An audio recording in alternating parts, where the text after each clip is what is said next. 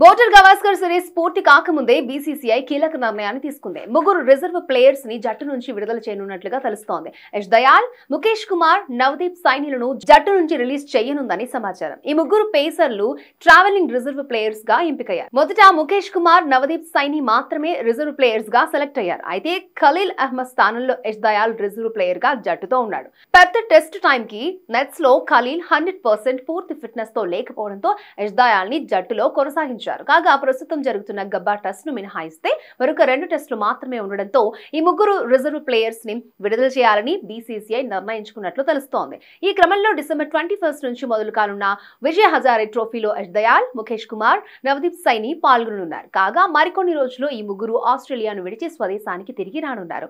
Bharat versus Australia series కు BCCI 5 fast bowlers ని ఎంపిక చేసింది. బుమ్రా, సిరాజ్, హర్షిత్ రాణా, ఆకాశ్దీప్, ప్రసిద్ధ్ కృష్ణలను సెలెక్ట్ చేసింది. తొలి 2 టెస్టుల్లో బుమ్రా, సిరాజ్, రాణా బరిలోకి దిగారు. మూడో టెస్టులో రాణా స్థానంలో ఆకాశ్దీప్ వచ్చాడు.